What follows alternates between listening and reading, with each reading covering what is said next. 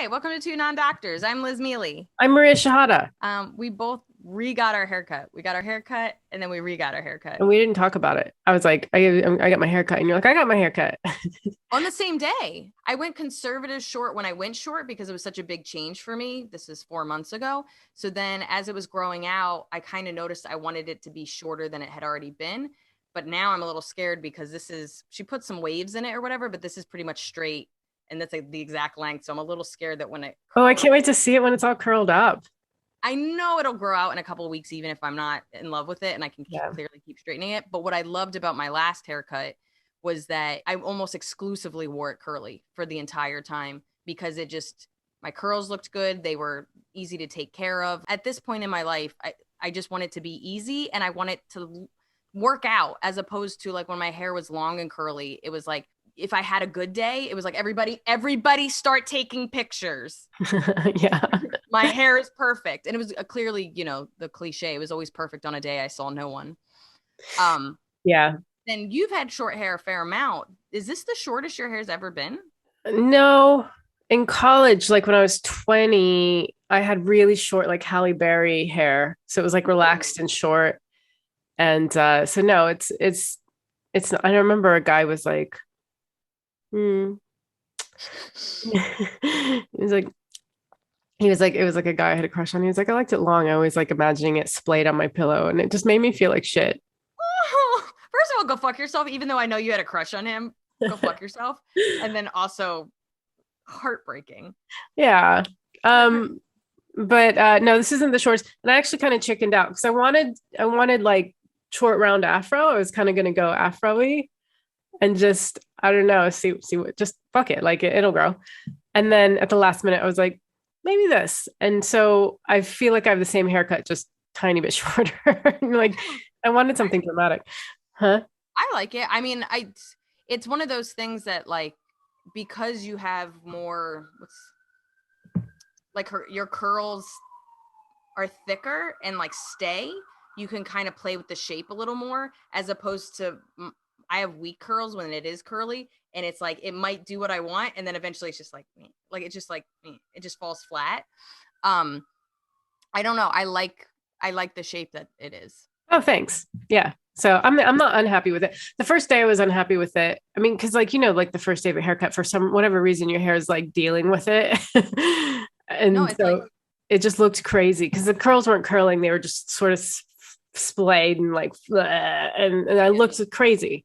Yeah. And then Johnny was like, oh, I like it. And I don't know if he was being nice or if he actually liked it or whatever. But I was like, I feel like a monster. But I knew I'd be fine in a couple days. I think those are your options. Either the first day you hate it and then you grow into it and you're like, I'm gorgeous. Or the first day you love it and then you're like, what have I done? Yeah. You can never make it as good as because like she blew it out and then she did these kind of like crimpy curl things. And I was like, oh my God, I'm so hot. And then every day I sleep in it and I try to re-crimp curl it. I haven't done that today, but I'm like, what did she do? I should have paid attention. Yeah. I was asking about her kid. I wasn't listening. I was like, should have focused.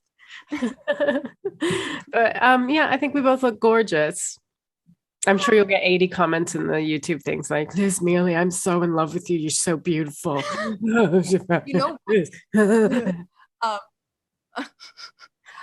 What is hilarious and I think there is like, I would say a 10% I cut my hair because my ex didn't want me to, like when we first started dating, and that's when I wanted to cut my hair. I waited until I healed my heart, but there's still a 10% that I was like chopping this off like I chopped you off out of my life. Yeah. But maybe like a week after I cut my hair, some fan was just like, no, grow your hair out. And I was like, it takes everything inside of me not to block you, because that made me, I just wanted to be like, you have zero influence on my life. Yeah. And the fact that you're even writing that and thinking you have influence makes me ragefully angry. Literally, like if a dude passed you on the street was like, I liked it better long. It's like, you're out of my life in a second. What are you doing?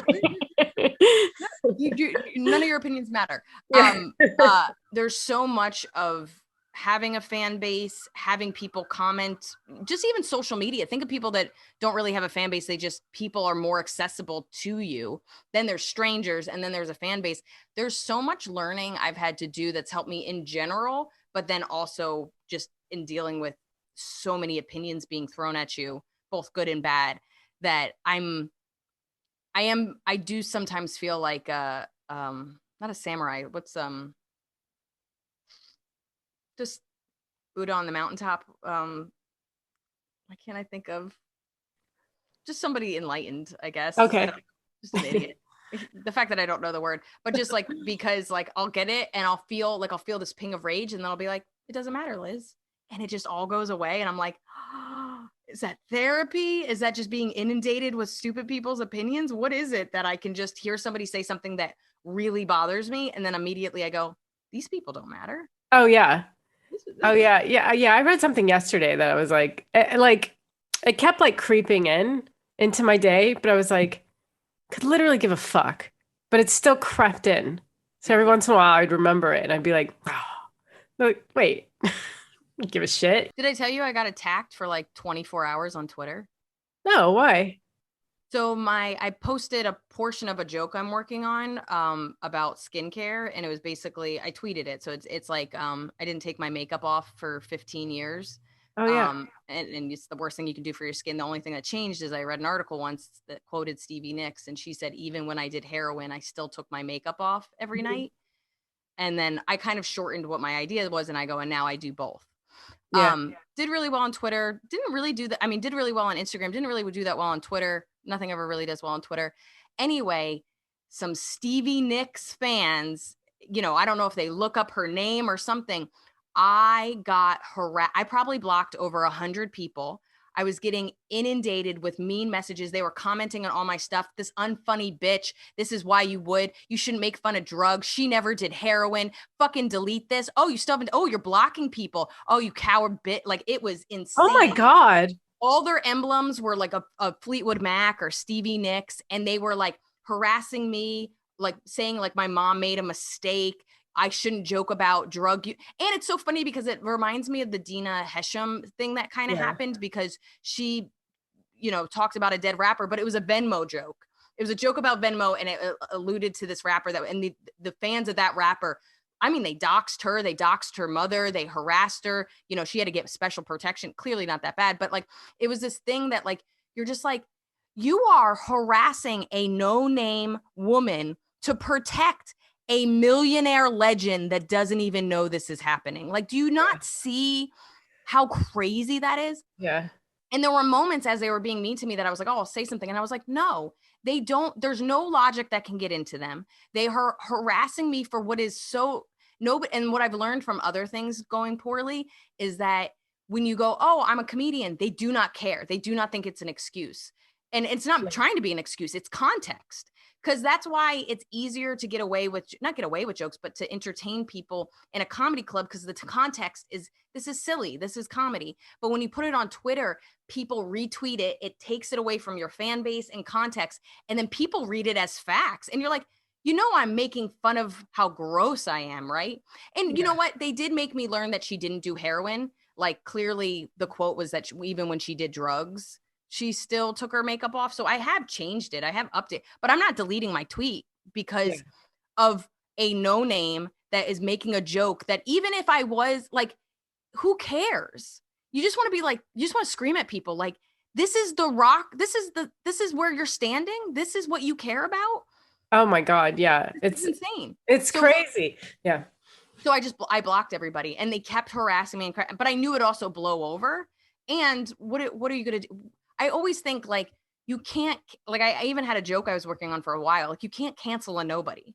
You're going to take away my sponsors. You're going to take away my roommates. Like, you know what I mean? Like, you can't cancel someone's roommates. Like, what are you doing, lady? Nobody. She's canceled. Don't give her any TV credits. Great. Didn't have that. Oh, good. Hey, don't let her continue to make $25.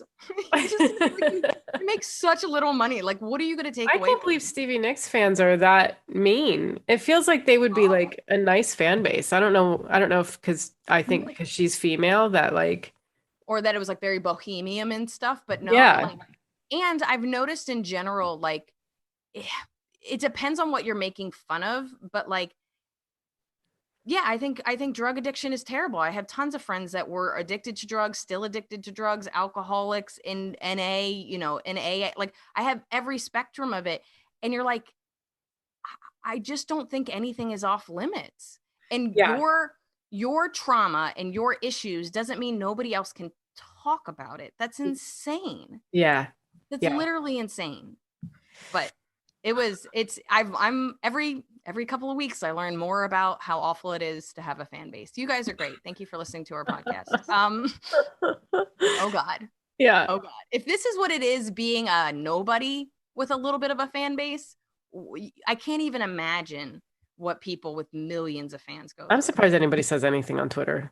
I just get ignored like so hard. I get ignored and then people like unfollow me. That's the worst that happens to me on Twitter. Like nobody fucking pays any attention. So I should use this time to say whatever the fuck I want. The worst is I was just reading about the guy that directed Gardens of Galaxy. He was a comedian 10 years before he became a director. And he was like this kind of like, he had a character and blah, blah, blah. But I guess he had some like, you know, rough jokes that he put on Twitter. Nobody saw them because nobody knew who he was as a comedian. Then he becomes this big time director for Gardens of the Galaxy. And then somebody kind of pulls it up. Yeah. And they're like, what a monster. And he's like, I was a comedian and 4 people saw that. Like, why? Yeah. Would you do? But I also think there's people that love, because like as soon as Trevor Noah got The Daily Show, everybody pulled up old, like, it's like there's these minions jobs that as soon as you have success, they go, let's ruin their lives. And you're just like, what? Like, why would you do that? What are you getting out of that? Right. That's such a vengeful thing to do, that you're like, somebody's doing great, let's ruin it for them. Yeah, definitely. But I also am like, I take tons of horrible things and stupid things. Like we all do. Nobody's not a horrible person. I feel that way. I don't know if I agree with that, but I mean, yeah, but people, I'm a good person, but I say shitty things all the time, and saying shitty things is not the same thing as being a piece of shit. Or just being misinformed or whatever. Like, was the quote that even when I was on drugs and then you just changed it to heroin? Is that all that happened? It was honestly, I'm saying that I read it 3 years ago when the truth of the matter is I read it 15 years ago. So I see. So that's how I remembered it. And that's why I wrote it that way. And then I looked it up and it was drugs. It wasn't like, you know what I mean? Like, and she's very open about her drug use, but she also said the reason we're alive is we never did heroin. So they are right. She didn't do heroin, but it's also like, is that the point? Yeah. Is that the point, guys? This is an eye makeup joke. Yeah. That's my rant for today. Announcements? Sure. Thank you to all our patrons. Thank you to everybody that listens to us, because, you know, we do nothing but say misinformation. But thank you to all our patrons, everybody that contributes. You are, you know, especially as this Delta variant, I've already lost 2 gigs, one this month and one next month. It was already touch and go, but it's been whatever. So I'm very grateful. We're all grateful for you guys. If you don't know, you can get early access to episodes. You can get bonus episodes. You can get weekly bonus episodes. You can get stickers. You can control our Googles. You can become a Google guest. You can get a signed version of my book. You can get some of our stand-up. There's so many things you get for being a Patreon, besides just supporting awesome weekly work that we put out. So thank you. Yeah. And follow us on the socials. We're on Twitter, Facebook, and YouTube at @TuneOnDoctors, the number 2, full word doctors, and Instagram at @TuneOnDRS. And if you have a moment, leave us a rate and review, because it helps us get seen. It helps us feel good. We share it on our socials. We get really excited. We love reading them. Thanks to everyone who's left kind reviews so far. And I think this will still go out before my album recording, but come to my album recording. It's August 30th. It's a Monday. It's a bank holiday in London. So if you can make it out, it's at the Bill Murray. Tickets are £8 in advance, 10 at the door. There's a 6 p.m. show and an 8 p.m. show. And, you know, I'd like to fill it with some like shiny, happy faces. Shiny? I don't know. Happy people. Shiny Happy People was a song, right? R.E.M. Yeah. People that take great care of their skin. Yeah. Have your laughter recorded and help Maria have a great album recording. I would be there if I could. And then I am going back on tour, a little bit of a break in August, just because I didn't get any work. No, didn't make a choice. No work. It's always so fun. Do you remember that when people are like, "Oh, are you taking a vacation, taking a break?" You're like, "Not voluntarily. I guess." Yeah. Quit comedy for all of August. So a bunch of dates up. I was supposed to be in Sunnyvale, but that got canceled. Hopefully it'll get rescheduled in 2022. But Oklahoma City, a bunch of dates in Texas. So I do still have stuff in October and November. And yeah, fan mail. Fan mail is an email from Brian. He says, "Hi, I'm Brian, a retired RN. I just wanted to thank the two of you for doing your podcast. I've watched it since I happened upon it one day. And I've invariably come away from the episodes with a different way to contemplate issues, which I have given significant thought to previously. Your episode on vulnerability, which I watched recently, really piqued my curiosity as to my own successes and failures along those lines. I think at the end of the day, all that one can do is their best on that particular day, if that makes sense at all. Our lives are happening in real time every moment, and this presupposes that it's a given that no one is the same person that they were 10 days or a decade ago today. The best that you might be well advised to aspire to is a modicum of consistency, and that is provided that one's audience comprised of whomever has the generosity of spirit to make an effort for you." Liz, you've mentioned that as people go, that you're something of a handful in the round. Well, I can't actually know if that was your real appraisal or if you said it for a laugh, but I am one who in life is really something of a tough case. Hardwired personality, lack of true reasonableness, etc. So when you mentioned coming home alone and returning to empty hotel rooms alone after performances, I was like, this lady just described my life. Vulnerability as a life ingredient is a beast of a thing, really. Should you use a cup of it, or would a quarter of a teaspoon be enough? Is my recipe a delight, only slightly palatable, or entirely repugnant? Who actually knows the right answer? It's not a test that you can actually study and prepare oneself to take on Friday. So to close, I think that all you can really do is your best in the moments that comprise your life in real time. And of course, hope for the best. Thanks, Brian. I don't know. When reading this, it was interesting because like I've gotten better at acknowledging that I can be a lot. And it's funny because I think I spent most of my life hiding that I was a lot and trying not to let people know I'm a lot. And then lately I've just like, I'm a lot, but I still deal with the guilt of that I'm a lot, if that makes sense. So there's people in my life that use my friend Amanda, Prakash, my roommates, like there's all these different people in my life that wholeheartedly accept me as I am, have never even used the word a lot or too much or overwhelming. But there's still things I sense, you know what I mean? I still apologize. And I think it's the right thing sometimes to apologize because you know me, I'll be telling a story and I'm yelling and it's just like, I know I'm yelling at you, but I'm not yelling at you, but it does feel like I'm yelling at you. But what I have learned, and some of this is from TikTok, therapy TikTok, psychology TikTok that I enjoy, but like I spent most of my time thinking I was too much for certain people and being with people that thought I was too much. And then this woman on TikTok was just like, so that person, their cup isn't big enough for you. You pour yourself in and it overflows, as opposed to if you get somebody that has a bigger cup, it isn't too much. And I realized all my friends are just these big, open-hearted cup people that just, I'm not. I'm a goddamn pool. Seriously.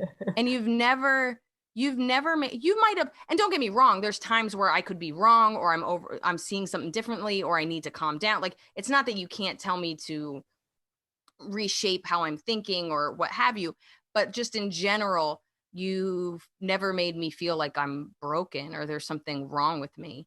And there are people that have been in my life that have constantly criticized or made me want to be small or made me feel like I had to not be myself. And I'm like, what's the point of living if I can't be myself? Right.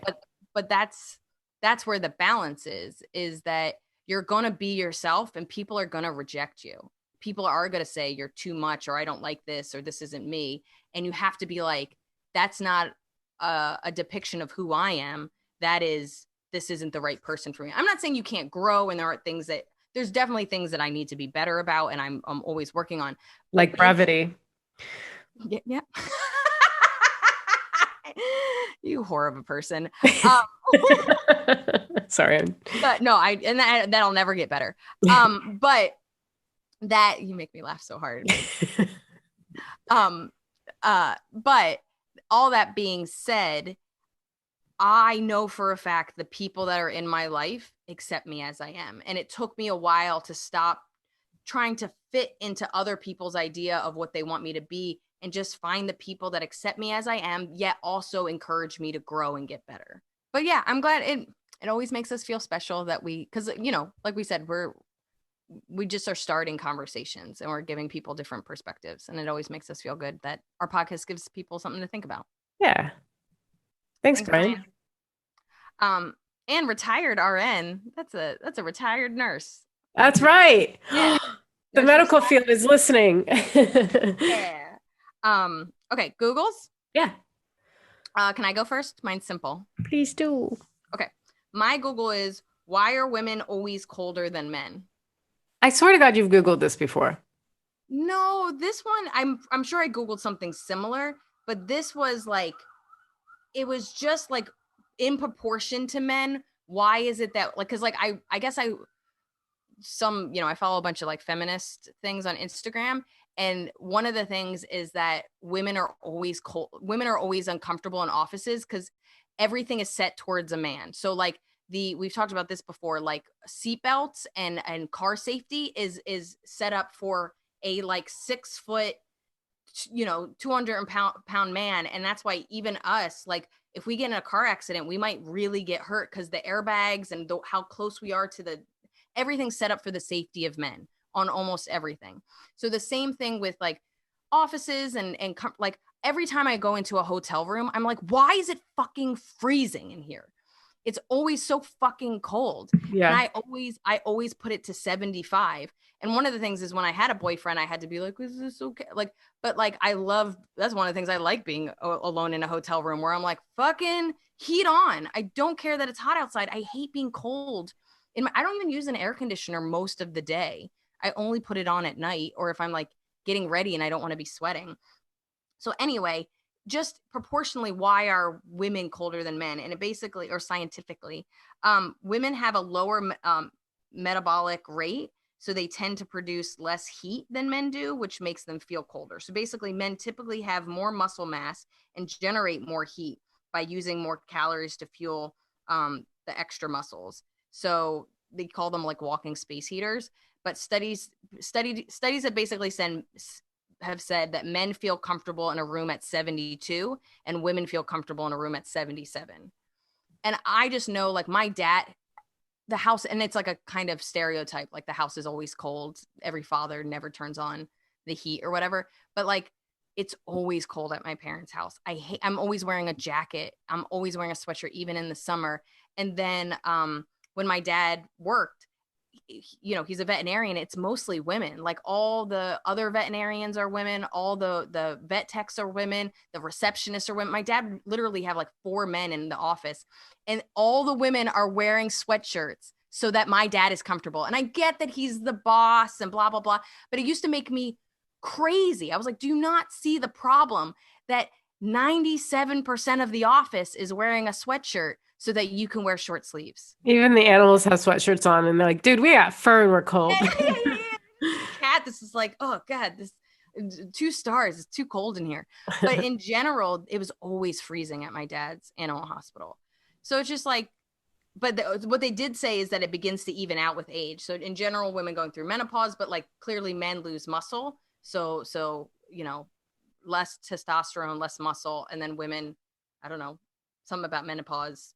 I don't think we get more muscle, but we start to even out. So old people eventually all go, we'll keep it at 74. That is my parents' house. Swear to God. It's just at 74 all year round. I would love that. Well, you would fit right in there. Yeah, I've always loved your parents. You and my mom eating cake for breakfast. Okay, my Google was, it's kind of boring actually. Can you have coffee? Like I was fasting for an ultrasound. So I was like, can you have coffee? Oh, okay. So you're supposed to fast like 12 hours or 6 hours or something in advance. And one site said, you can have what would it say? You could have black coffee, but you couldn't have like sugar or fat. And the other said just no liquids. But so that was that was my whole Google was yeah. You couldn't call the doctor and find out what they're definite because like I don't know how. Like it's just I don't know what the system is here. And it's a better system than the States, I'll tell you that. But like I don't like it wasn't my regular GP. And when I first made the appointment, they didn't tell me anything. And then I had to cancel it. And so the guy was like, "Oh, and you know not to eat anything for 6 hours or you have to fast for 6 hours." I was like, "No, I didn't know that. Like nobody said that before. I didn't know that's a big I need to know that. Otherwise I would like I just scheduled a noon. I would have scheduled something in the morning so that like my fasting was all done while I was sleeping. Yeah, 100%. But yeah, so that's that. So I had black coffee. Nobody seemed to say anything. No one seemed to mind. uh, I know for like when we did the intermittent fasting episode, black coffee is okay for that. Like, okay. but that's not because like the reason I asked is like ultrasound might be because they have to see stuff and Yeah. want things to be cloudy in there. I'm now sounding like a real moron. No, but like I know for setting off your calories. I don't know. I'm sounding like a real idiot, but like I know for the fasting aspect of it, black coffee is fine because it's not caloric. Like they basically say anything that's if it's less than 30 calories. But when you start to add sugar and fat and milk, like all that stuff, that's where things start to be caloric and things start moving inside you. Yeah. I was also like, what's the gel for? I mean, it's basically because like air will like fuck up the radio transmitters and you can't see anything. So it's so that it kind of closes any gaps between the skin and the guy, the camera. Yeah, the guy. My results came back. Do you want to know? I do. How's your tum-tum? Benign liver cysts. Great. I always have to go, benign means kind. Benign means kind. Because I'm like, is that the one? Is that the bad one? Was there anything else they were looking for with those? Well, they said we would need to carry out the stool and blood test recommended by the GP back in June. It's a little passive aggressive because I've obviously skipped the stool. I don't know how to do it. I don't know what they do. Do I have to like pick up my stool and put it in a cup? Like I don't. So I avoided it. I just didn't do it. Yeah, so that we would still need to do that we recommended back in June, and it feels all like passive aggressive. But you were supposed to hand deliver your poop test. I know and that feels really greedy. we're waiting, like, and then please, Mr. Postman comes on. Just I didn't know you're having stomach problems. I think I've chalked it up to avocado. Oh, that's what because like I thought it was eggs, and then I had really bad like cramping in my stomach, and I couldn't move for a few hours. So then I started eating veggie breakfast, like the big breakfast that you can get over here, which have avocado, and so I had the same sort of pain, and then I was like, maybe it's avocados then. So can they test allergy wise for that, or is it just the taking out the elimination diet way of finding it out? They could probably test for it. I don't know. I should ask actually. Like I think it's avocado. So if you want to just go ahead and spend your money on those tests, thank you. Like self-diagnosis.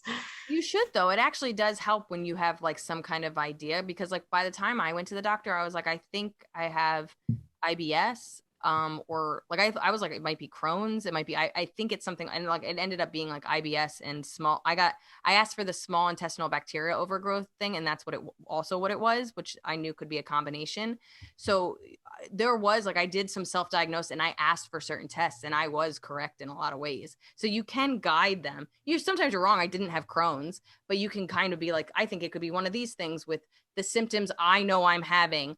With what the internet says, could we get X, Y, and Z test, or and they might be like, actually what you're not linking is this, and you go, oh yeah, I definitely don't have that. Like, so I do think it kind of helps to be like, my studies have shown with my unique body. I always feel like it's annoying for them. Like it's like someone coming up to me and like telling me how to do a joke, like somebody in the audience. You know what I mean? I'm like, I got this. No, and I do think in some way it is annoying, but I also think you could, there's a nice way to do it. Be like, hey, I don't know what I'm talking about, but I do feel like every time I have avocado, there's an issue. Could I be allergic? You know what I mean? Like, I don't think that's just observing your own body. Yes. Yeah. So it's that. Well, I hope your tum-tum gets better. Yeah. Let's get personal. Yeah. Okay. What are some red flags you watch out for in your daily life? I kind of like this question because we always talk about it in context of like relationships, like friendships and dating and stuff. But what are just like red flags in life? Like, and an example would be like, in general, if I'm on the subway and someone's like, I'm getting on the train and someone is like being erratic or standing, I don't need to be in this train. Last night I got off like way before. I was coming back from Brighton and I got off way before my actual stop because the person I was with was getting off at that stop and someone had got on and he was so drunk and like was like moaning. And I was just like, I think I'm gonna get off here and get an Uber. She's like, yeah, 100%. Yeah. Yeah. You're just like, nope, there's nothing rational. There's no way that I feel safe on this train with this person. But like I had, or like, just like red flags of like, I don't even want to get close to this person. Like as soon as I watch somebody talk down to somebody, I'm like, I'm done. Like, I don't want to get to know you. I want nothing. You know what I mean? Like, yeah. Never any reason to fucking talk down to somebody ever in any position at any time. I can't. It is nails on a chalkboard horrific to me. Yes. But like, the cellar table has made me be in like high school again in a lot of ways, because there's this table where comedians all sit and people are moving in and out of it because they have spots there or around the corner. But I've gotten to know a lot more because I would say most of my career, I was never really sitting anywhere or hanging anywhere because I don't drink. And the cellar table, because you eat there and you're waiting to do your spots, it's the most I've sat with my peers in like 15 years. So I've gotten to know so many different comedians and been in so many situations and talk more that I've realized when I hear somebody talk shitty behind the back of somebody or talk shitty about their friends, you're literally talking shitty about you. I know that dude's your best friend. Why are you telling a group of people?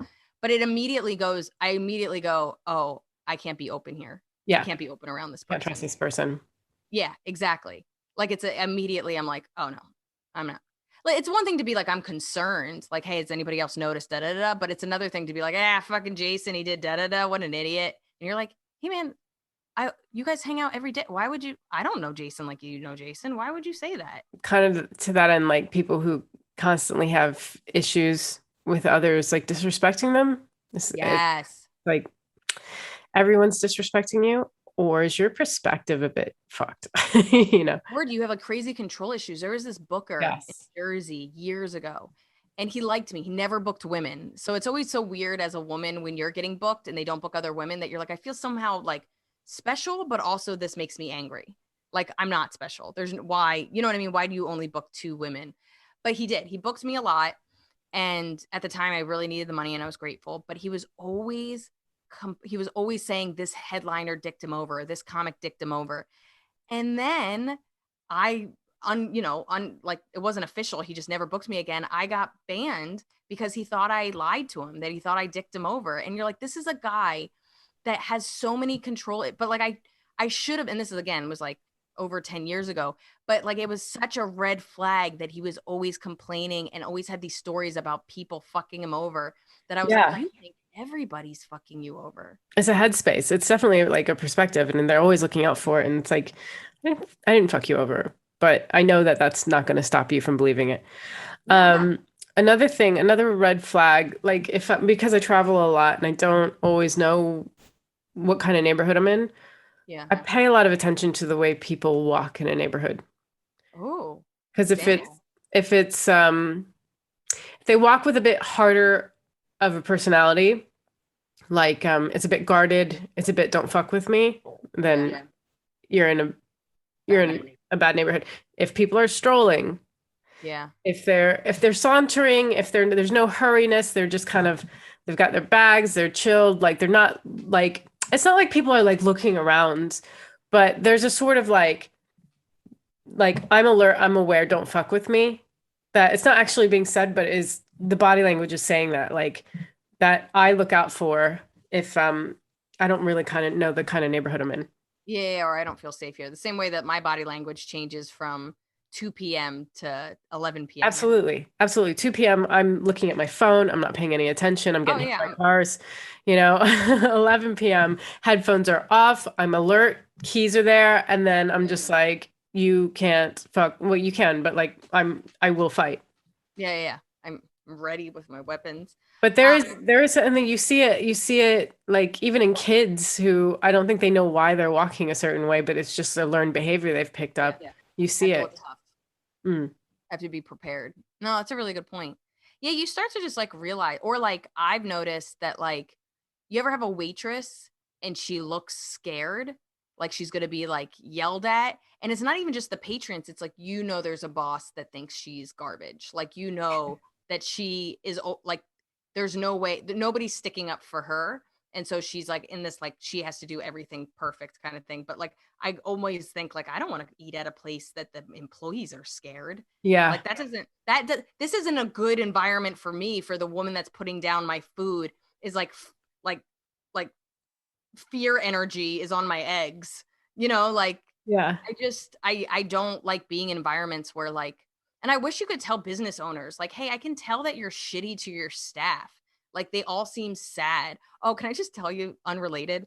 I had to call my Wi-Fi person or whatever. So, you get this person and they're like, hi, I'm Lori. How are you? And I'm like, oh, I'm good. How are you doing? I always ask them how they're doing. She's like, I'm awesome. Thank you. And then we're talking and she's like, is your day going well? I was like, yeah, it's going really well. How's your day going? She's like, it's awesome. But like, it was like, so like, she's saying awesome, but it sounds like she just got hit by a car. Like it was just, and I started laughing and I felt bad because it was just so funny to me that like, clearly she was told she needs to be more energetic or kind or like, more like happier, and she cannot fix her voice. Her voice is, I hate my job. Of flair, like on Office Space. Office Space. Yeah. I see that you have the minimum amount of flair. Well, you said 32 pieces. Yes, but like so-and-so has 50 pieces. Brian. You want me to wear more pieces of flair? If you want, you just make that the minimum. Yeah. Exactly. And she's like, I said awesome. Yes, but you sound like you just cried, Lori. Yeah. You sound like you just got broken up with when you said awesome. Yeah. It's like when I was at Starbucks and somebody's like, oh, I like your dress. I was like, oh, thanks so much. And then like 10 minutes later, another employee was like, I really like your dress. I was like, dress is fine. What's going on? You just have a staff meeting and you needed to give out 4 compliments a day. That's what I felt like. That's what I had to Google. I Googled, are Starbucks employees required to compliment you? Yeah. And it turns out like they're supposed to make a connection, which I had to do at the chain restaurants I've worked at. They say establish a connection. So, speak about the weather or oh, you went shopping. It looks like you got some stuff, like whatever garbage shit you have to say to just make them feel like, oh, personalized. I don't know. I think anyone buys it. But 2 dress compliments, guys, like just be like, I already complimented the dress. Don't do it again. Vicious. Go for glasses. Or is that a new haircut? Those are your options. Don't fucking dress again. Yeah. Excellent taste in partners. But I think in general, and maybe that's therapy, maybe that's just being aware of my own situations at work or whatever, but I am very aware of like how people are, and I'm not judging them, I'm judging why they are this reserved or this sad or what have you. And then I will say this, some people are so happy at work that I consider that a red flag. Oh yeah. So there's really no drugs, really. Yeah, you're like, you are either like you just got divorced and it's the best thing that ever happened to you, and you're like, how's everybody doing? My wife's out of my life. Drop my kids off at the sitter. I don't have to deal with it. This is a vacay. Yeah, but yeah, it is. There's these like little red flags that I notice them mostly on the subway, where like it's just, oh, this is gonna be a bad ride. Why did I move? I moved subway trains. I can't remember what the guy was doing. Well, one, he wasn't wearing a mask, so already I feel like there's a disregard for others. Oh, like, good point. Someone who means you harm probably isn't going to also be wearing a mask. You know what I mean? I think that his glare, like he was staring just a little too much. It's a really aggressive. I've talked about this before. Just like not breaking eye contact is a very aggressive act. But I would say the combination of like aggressively staring and not wearing a mask, you're like, this dude doesn't give a fuck. Like, this doesn't care about any social norms. Well, that's the thing. That's like anybody outside of the social norms, just even a little bit, like if they're listening to their music without headphones, like really loud, they're a little bit sporadic in their movements. Everything clues me into someone who's like not doing anything harmful, but that could be more prone to doing something harmful because like they're unpredictable. Most people when they're on the subway, they're sitting, they're listening to music, they're reading, or they're just staring down at the feet or whatever. But like they're still, because Yeah, yeah. every movement you do, people are picking up as like, this is unpredictable behavior, which could escalate into something worse. Especially as a woman. I mean, we always talk about that, but like I have to look at your movements and make an assessment of, am I safe?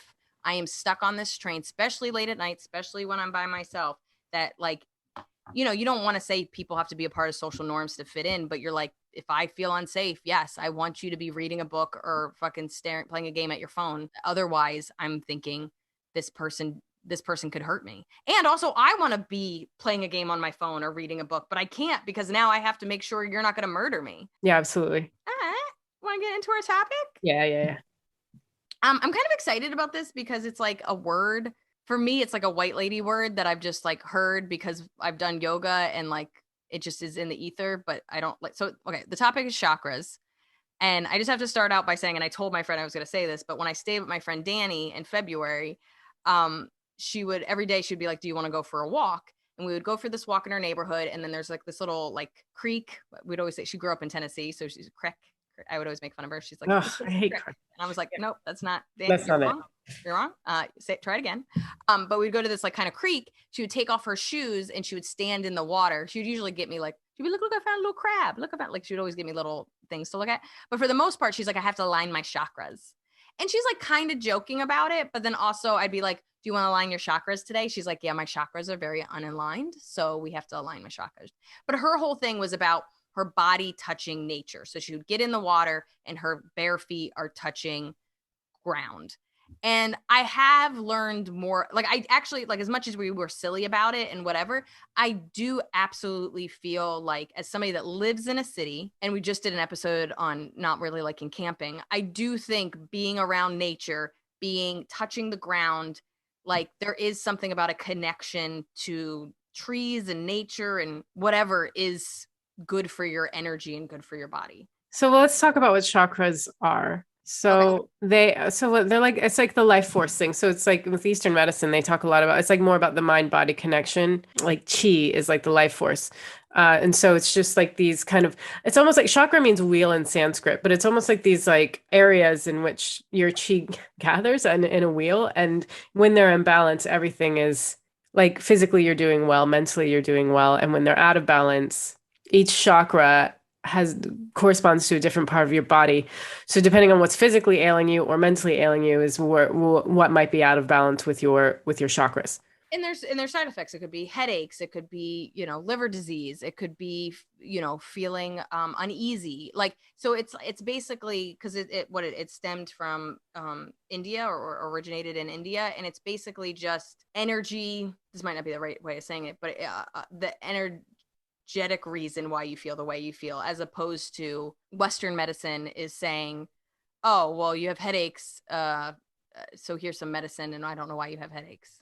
Yeah. I want to preface this one by saying, and this is one of those subjects that neither of us have like firsthand a lot of information with. So we're going to be absolutely fucking moronic about it. But this is what we've learned and what we've picked up about. Like, it's, you know what it is? It's also, there's a curiosity, and I like, even if I don't understand this stuff, I like learning about it. And I kind of just wanted to get a little farther than the white lady explanation that I've had, which is just like, you got to align them, and you can do it in yoga and drink some tea. Like, it's actually interesting because I couldn't, when I was trying to look up information about chakras, I really couldn't find a lot of information about how to, like, if a chakra's out of balance, the advice was like affirmations, and there wasn't a lot of advice on it. I was going to say the same thing. So, okay, how about we do this? Why don't we say what all seven, because there's belief that there's like 114. There's a belief that there's a belief that there's more, but the main seven is what everybody talks about. So we can break down the seven, but I actually had the same assessment as well, which is like, there weren't really, sometimes we do research and you go, yeah, that makes sense of how to fix that. And I can see how these processes get you here, both in concrete Western medicine, but even in all the different kind of medicines that are outside what we're used to. This one was the first one that was just like, have you said, do you look pretty today? Because that might help. Okay, so the seven chakras, or the main ones, are root, which is the base of your spine, like your tailbone. And that's like your physical identity, your stability, and grounding. And then, like I said, that's the base of the spine. Then there's sacral. I don't know if I'm saying that right. Sacral. And that's just below your belly button. And then they say that's your sexuality, your pleasure, and your creativity. And then 3 is upper, it's your solar plexus. Yeah. So that's kind of upper abdomen, stomach area. And they say that's your self-esteem and your confidence. So the next one up is the heart chakra, which is green. Have you done the colors? Oh, I wasn't doing Apparently the colors mean something too, which is another thing I want to talk about, but it's the center of the chest, just above the heart. And it's for love and compassion, and people with heart chakra blocks often put others first to their own detriment. It also represents our ability to love and connect to others. And so when it's out of alignment, it makes us feel lonely, insecure, and isolated. The throat chakra is blue. It's obviously at your throat. It's connected to communication and ability to communicate. So physically, anything surrounding that area, teeth, gums, and mouth, can indicate a blockage, like any issues with that. And then also it can be seen through dominating conversations.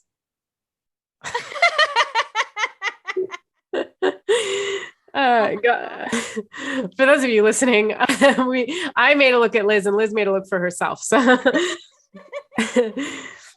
gossiping, speaking without thinking, and having trouble speaking your mind. So when you're aligned, you speak and listen with compassion and feel confident. And then the third eye chakra is purple at your forehead. Blockages manifest as headaches, concentration, sight, and hearing problems.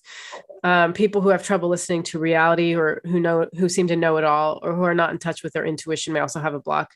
When open, it's thought that people will follow their intuition and be able to see the big picture. And then the crown chakra, which is a deeper purple, is linked to every other chakra. And it affects not just all of those organs, but also our brain and nervous system. It's considered the chakra of enlightenment and represents our connection to our life's purpose and spirituality.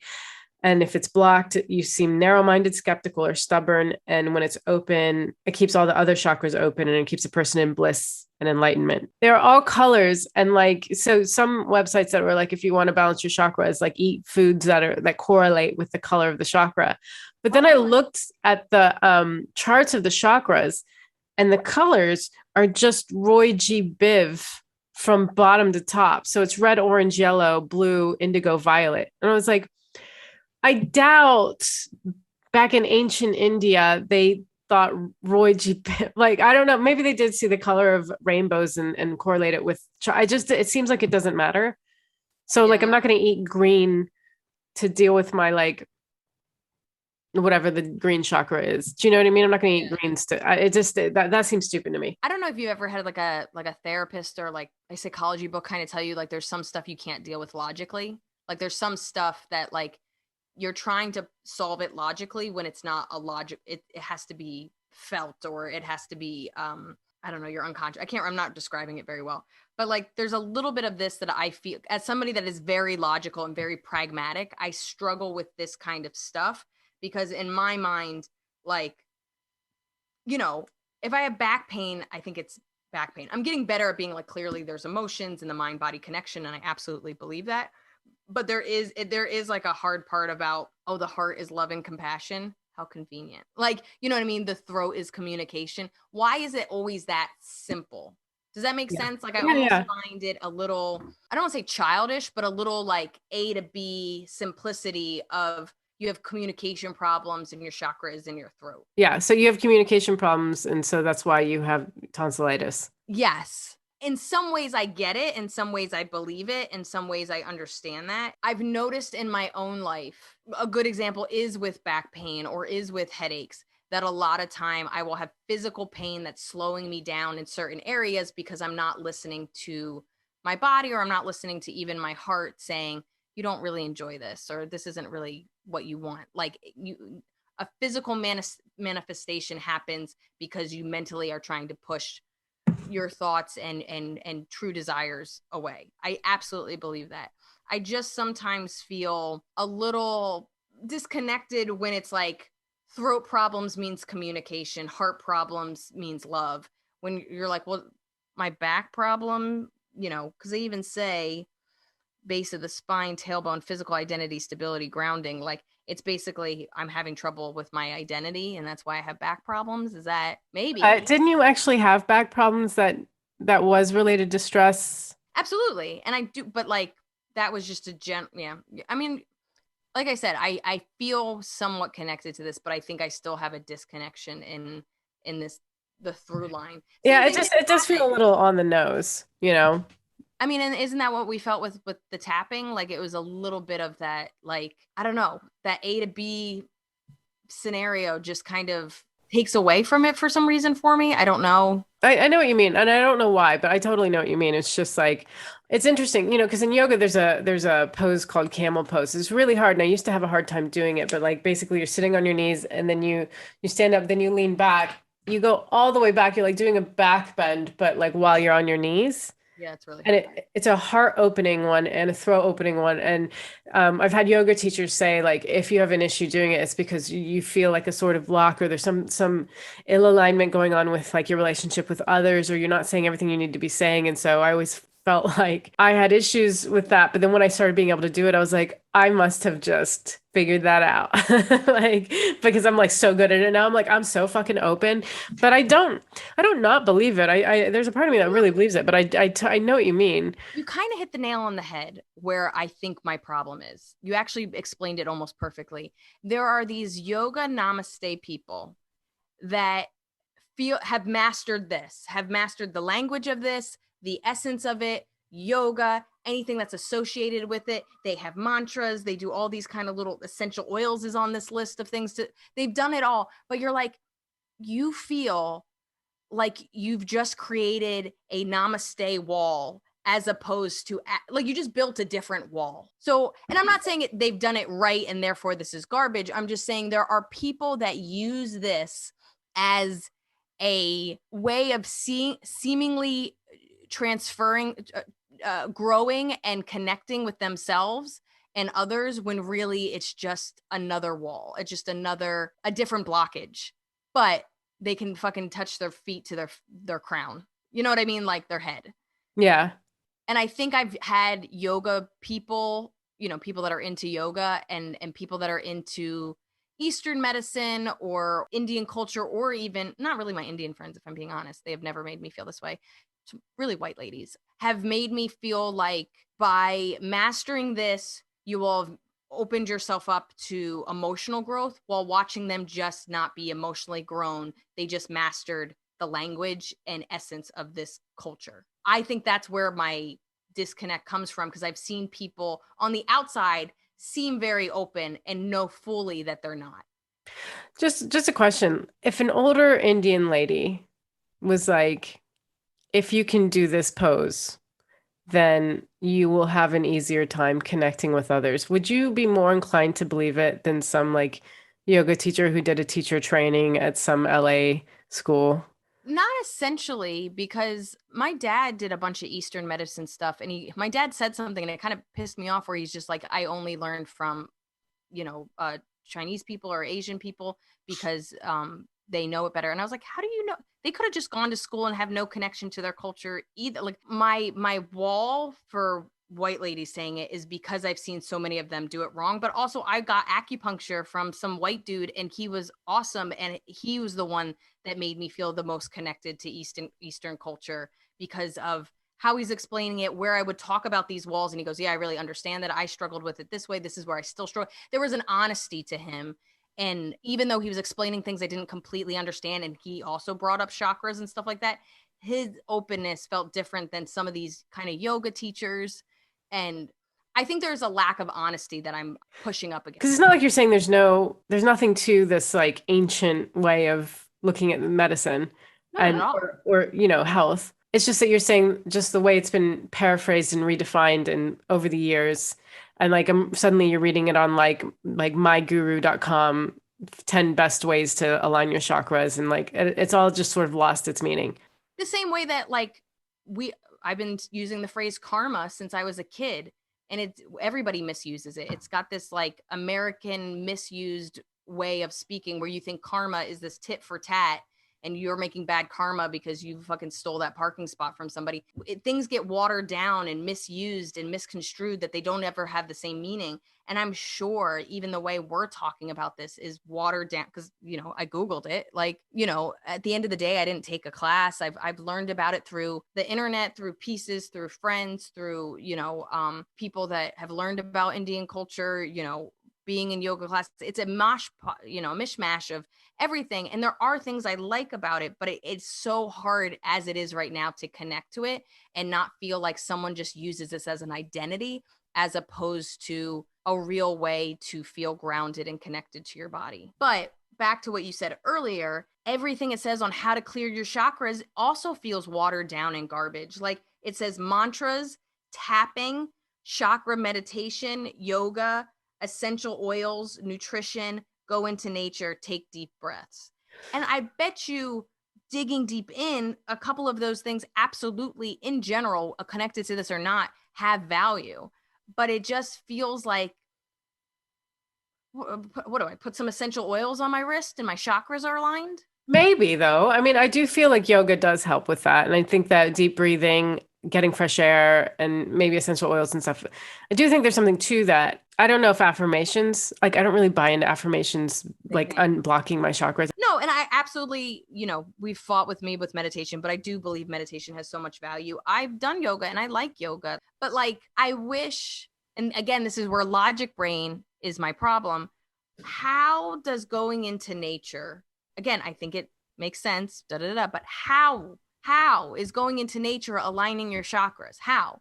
Yeah, I mean, it feels like that like mind body connection. It's just that when you go into nature and you're fully present and you're deep breathing and those deep breaths are bringing in more oxygen and whatever's happening when you take, because we did breath work. We did like, I don't think we did a really concise topic of breath work, but I think we did talk about breath work and all of that kind of, it all helps. And so it's just sort of aligning you mentally, physically, you're taking in more oxygen. It's all, I can see how it would work. It's almost like we're a little disappointed it doesn't have like a more of a like a Wiccan, like get a frog's leg and boil it and then you know what I'm saying? Like I know you're right. Fine thing. And like with Reiki, that the Japanese art of like it's like healing, it's energy healing, and you're not actually even touching the person, but like you're putting their energy on these areas, these chakras, to help unblock it with your own energy. And like it's so subtle and so little and so nothing that you're almost like, what is that? That's nothing. But it's been around for centuries, so there must be something to it. I just don't. There's not. It's not easy to grasp onto. We grew up with you have a problem, you take medicine, and there's a real solution. I have a rash, I put on medicine, the rash goes away.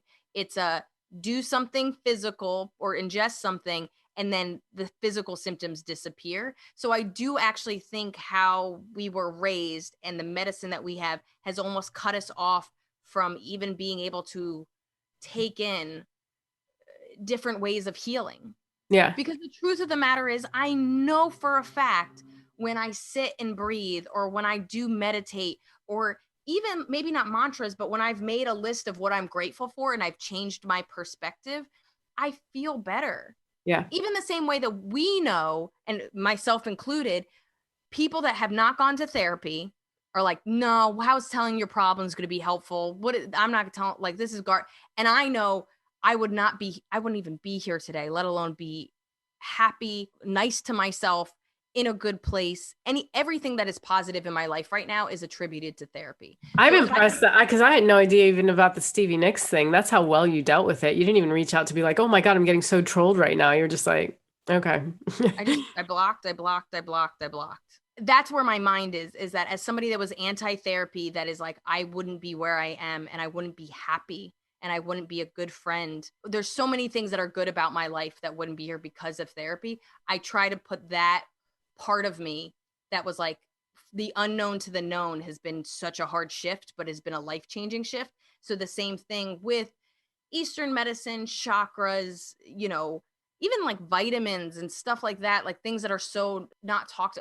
Acupuncture's was something I didn't understand. I did, and I see the benefit of. So that's where I am. I was like, I definitely have a block in connecting to this, but I get that I've had blocks before, and something's been explained to me. It clicked, and that's how I started to open me up to understanding it. So that's what I kind of hope is like, I hope one of our fans and listeners has something that kind of can guide us into understanding it more, because I know there's value in this. I mean, who the fuck are we to say I know there's value when, like you said, it's been around for God knows how many thousands of years.